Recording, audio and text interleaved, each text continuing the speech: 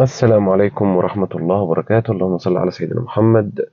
الفيديو ده هنوضح فيه الفرق بالتفصيل ما بين السكودا كودياك والسكودا كاروك.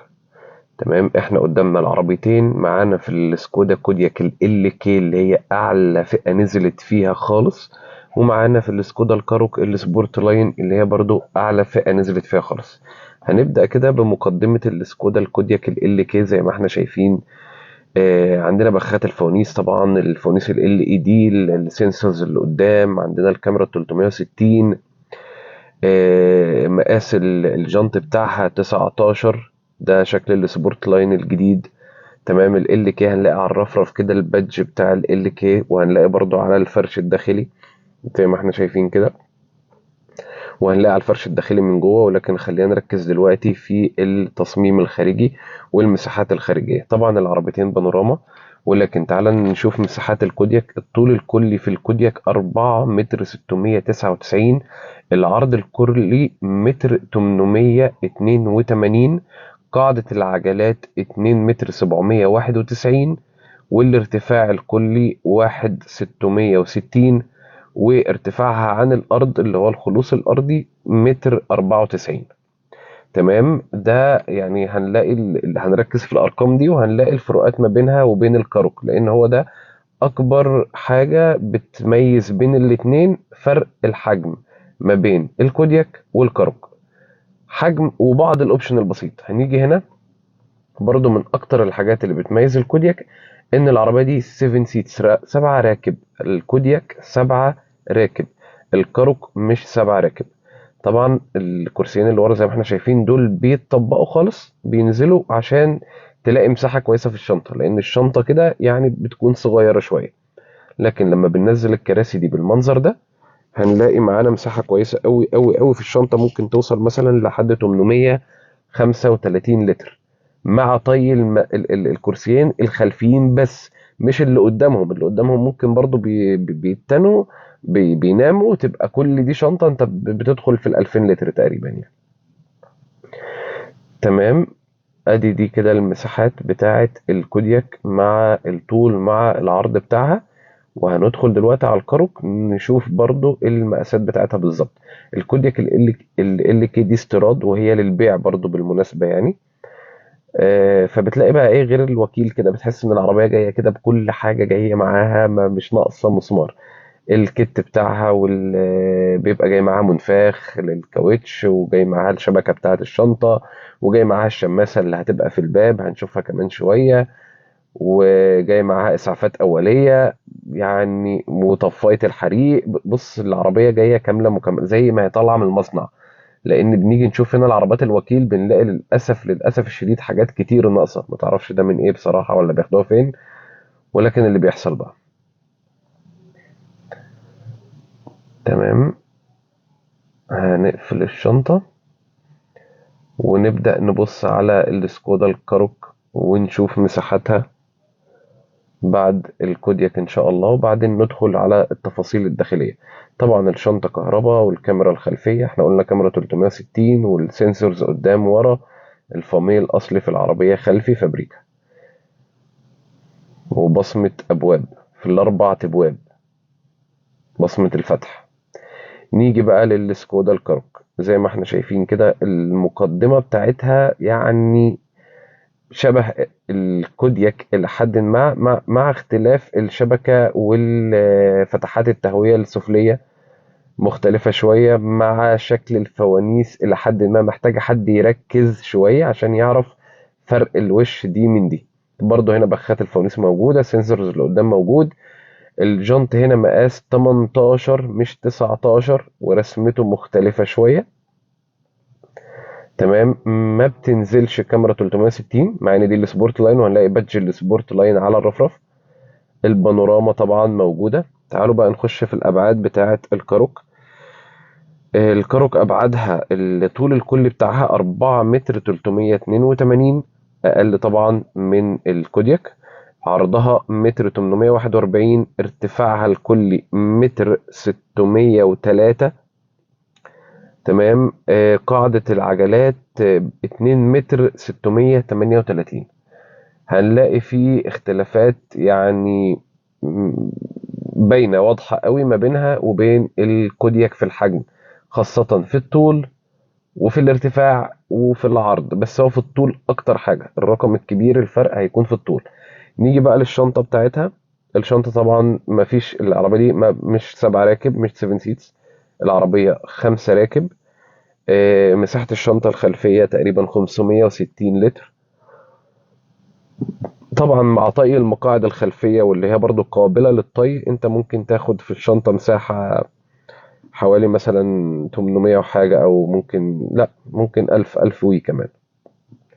تمام. طبعا مجهزة برضو بفتحة كهرباء في الشنطة ورا، عشان لو في أي جهاز اكسترنال عايز توصله أو تشغله أو أيا كان. الشنطة برضو كهرباء، الحساسات سنسورز قدام ورا، كاميرا خلفية بس مش 360. نيجي بقى للكودياك من جوه. دي الكودياك ال كي من جوه. طبعا الفرش اللي هو السبيشال بتاع ال كي اللي بيكون باللون البيج. تمام. طبعا المساحات الداخلية كده خلينا نركز شوية فيها، لأن برضو هيبقى في فرق شوية ما بينها وبين الكاروكا.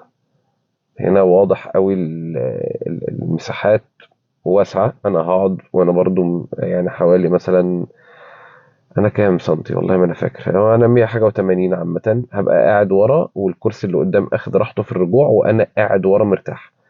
خلينا نبص على الانتيريور بتاعة العربية كده، نظرة عامة كده عنها. السقف كمان باللون الاسود، ودي ميزه جامده جدا ان هو مش بالبيج لان بيتوسخ. تمام. الاسود جميل قوي في السقف، بينزل اوبشن كمان في بعض العربيات. السقف البانوراما زي ما شفنا معدي من فوق راسي، انا اللي قاعد ورا السقف معدي من فوق راسي، يعني اللي قاعد ورا هيبقى فوقه بانوراما قولا واحدا. مش قصيره البانوراما بتاعتها، مش قصيره، طويله.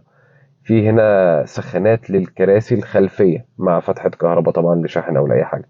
سخانات للكراسي الخلفيه. تمام. ده غير الاماميه طبعا. وعندنا المخدع الخلفي، وزي ما احنا شايفين كده المساحات ورا، انا قاعد مرتاح جدا، واللي قدام قاعد برضو مرتاح جدا.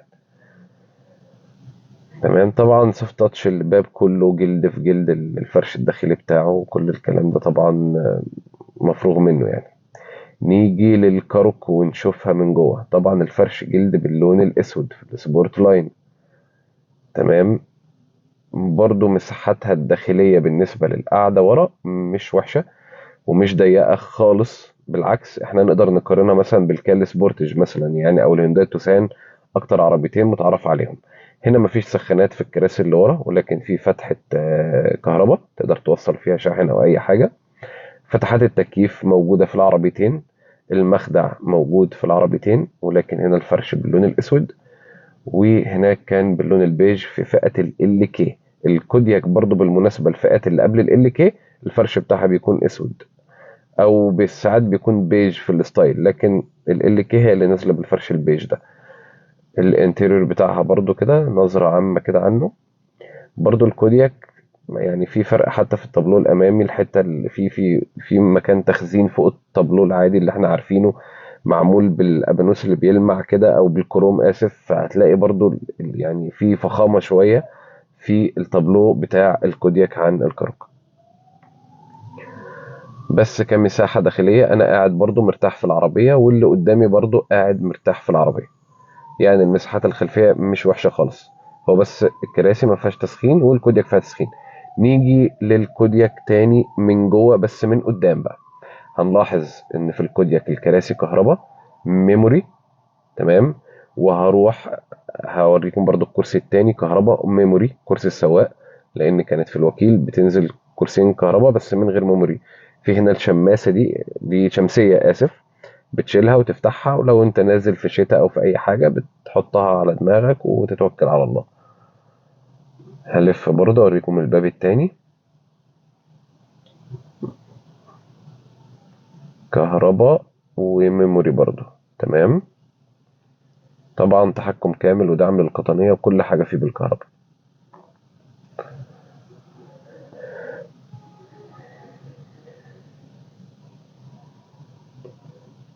العربية الإزاز بتاعها كله بالمناسبة، حتى اللي قدام اللي مفهوش فوميه، ففي درجة كده اللي هي بتعزل الشمس أو بتعزل حرارة الشمس او بنقدر نقول عليها زي عازل للحرارة. تمام، ده في السكودا بشكل عام. نشوف هنا الكودياك نازلة بالساوند سيستم من كانتون. ده حاجة محترمة جدا جدا، بيدي أداء حلو قوي في التشغيل. تمام. زي ما احنا شايفين بقى الانتيريور بتاعت العربية. طبعا تكييف دول زون في العربيتين. هنا الهاند بريك الكهرباء والتراكشن كنترول والفتيس طبعا اللي هو الدي اس جي بتاع الكودياك اللي هيكون 7 سرعات. هنا في شاحن موبايل وايرلس تمام مع الولاعة طبعا. كمان التسخين الكراسي الأمامية موجود. تسخين وتبريد للكراسي الأمامية، مش تسخين بس، تسخين وتبريد. تمام. العدادات ديجيتال طبعا. بتقدر تتحكم في شكل العدادات زي احنا شايفين كده، بتختار أي شكل يناسبك. ودي حاجة كويسة برضو، ما بتخليكش تزهق بصراحة. لما بتاخد على شكل بتغيره بتحس ان كأن العربية اختلفت كلها معاك، لان هو ده المنظر اللي قدامك على طول. فلما يكون متجدد بصراحة دي حاجة كويسة، بيمنع الزهق يعني. هنا الكروز كنترول بتاعها مثبت السرعة بتاعها بيكون في الدراع ده بالمنظر ده. طبعا تحكم الطارة بقى بالنسبة لشاشة الانفوتينمنت سيستم بتاعها للكاسيت بتاعها، يعني في تحكم في الطارة ليه طبعا، وتحكم في العدادات الديجيتال اللي قدامك. تمام. طبعا السقف تاني بقول السقف اسود، دي ميزة جميلة جدا جدا جدا. تحكم البانوراما هنا زي ما احنا شايفين. طبعا الانوار الداخلية كلها برضو بنور ابيض مش اصفر. تمام. هنشوف بقى هنا مساحة التخزين التابلو الطبيعي اللي احنا عارفينه، وفي دي كمان فوق اكسترا كده مساحة تخزين بزيادة واكبر. طبعا احنا شايفينها كده باللون اللامع الاسود اللامع من بره، ده جميلة جدا، تدي ايحاء بالفخامة وانت قاعد جوه العربية بصراحة.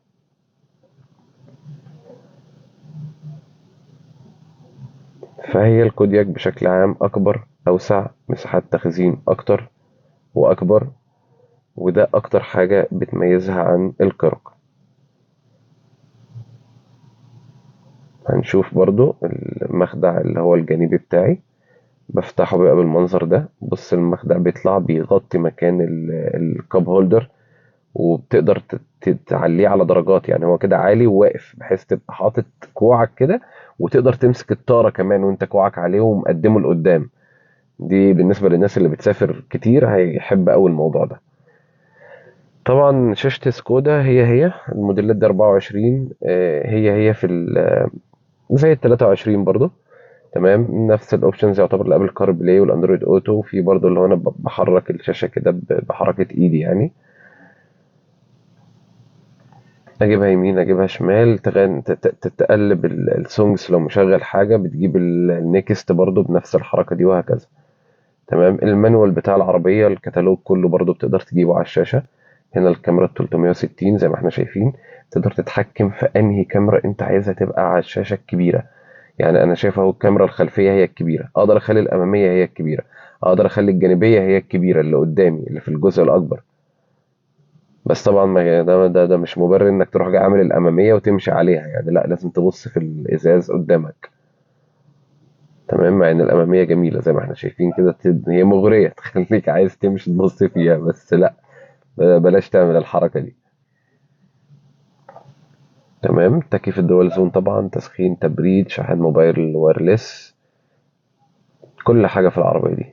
الطارة كمان بالتطريز بتاعها الجميل ده، مسكتها مريحة جدا جدا جدا.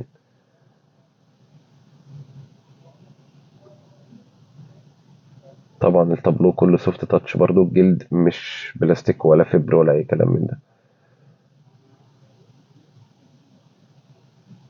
انت بتفتح الكفر بتاع المراية، النور بينور على طول، افتح نور، افتح نور، اقفل اقفل. فبيس بقى بيس، حاجات حلوة والله.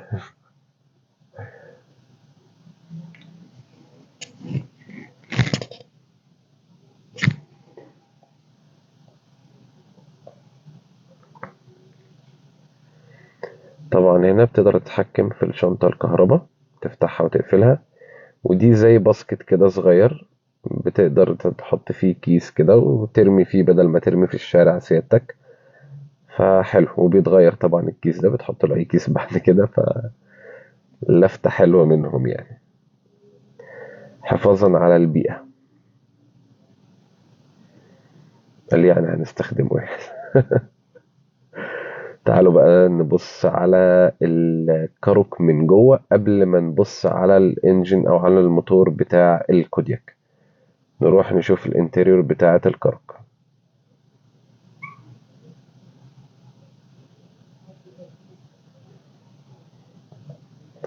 جينا للكاروك نبص عليها من جوه. طبعا خلينا متفقين كده ان موضوع الانتريور اللي هي بالبيج، الفرش البيج والالوان البيج في الكودياك مدياك احساس بالحجم والوسع كده، غير الاسود شويه يعني بيضيق الدنيا شويه. ده انتوا اكيد لاحظتوه مبدئيا كده، اول ما فتحنا الباب هنا اسود، هناك البيج كده بيدي بهجه بصراحه. اي نعم، ده ليه مميزات وده ليه مميزات وده ليه عيوب وده ليه عيوب. طبعا الاسود ما بيبانش فيه الاتساخات والحاجات دي، ولكن التاني برضو بيج، هو جلد فبيتمسح بسهوله. فيعني خاصة كمان الاسود ده لما بتيجي تركبه في الشمس، يعني بص ممكن تقلب بيضة جنبك. لو العربية واقفة جامد في الشمس جامدة، بتركب الاسود ده بتوحوح، لا مؤاخذة يعني، معلش. طبعا برضو هنا العدادات ديجيتال زي ما احنا شايفين، اشكالها بتتغير برضو زي السكودا الكودياك. الشاشة نفس المقاس تقريبا بتاعت الانفوتيمنت سيستم بتاعتها 10.25 بوصة، يعني قول 10 بوصة.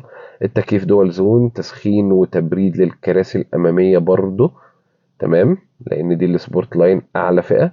برضو التراكشن كنترول، هاند بريك الكهرباء، الأوتو هولد، كل الكلام ده موجود فيها. العربيتين فيهم درايف مودز، بتقدر تختار مود للقيادة بتاعتك تمام. المخدع نفس الموضوع ونفس الشكل تقريبا، بس هنا على اسود، بيغطي الكاب هولدر او بيرجع لورا وبيطلع درجات تقدر تتحكم فيه، عالي وسط وهكذا كده. انا معليه، وبرضو احط ايدي وامسك الطارة وانا ماشي. دي احلى حاجة انا بحبها، واي حد بيسوق مسافات طويلة هيحب اوي الوضع ده. هنا التابلو زي ما احنا شايفين اصغر شوية من الكودياك، بلس كمان ان مفيش مكان تخزين علوي زي اللي في الكودياك. الكودياك في فوق الدرج ده في درج تاني بيتفتح، ولكن هنا عوضوه بحتة تانية كده في التابلو صغيرة شوية، هوريها لكم دلوقتي. برضو السقف اسود، ودي من اكتر المميزات اللي بحبها في العربية بصراحة، موضوع السقف الاسود ده، لان اللي عنده سقف بيج او اي لون تاني بيعاني بصراحة. وبعدين لما السقف ما بيكونش نظيف قوي، بتحس ان العربية شكلها سيء جدا يعني. هنا انا بس عايز اشيل اللزقه دي، اوريكم التحكم اللي هنا بتاع الراديو والميديا والفون تمام. وبرده الابل كار بلاي والاندرويد اوتو كده، ولكن دي ما فيهاش ميزه اللي هو ايه، انت بتمشي بايدك كده فالشاشه تمشي معاك. او لا، موجوده، اسف موجوده نفس الميزه برضو، نفس الشاشه نفس كل حاجه.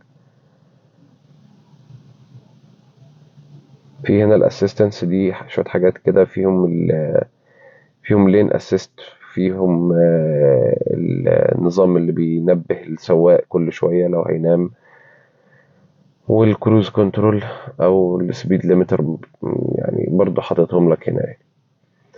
تمام. ونفس الحكاية برضو في شوب هنا، مش عارف ده بتاع ايه، ولكن اكيد مش هنعمل شوبينج دلوقتي يعني. ماشي، هو برضو اكيد محتاجة تتوصل بانترنت عشان تديك المميزات دي.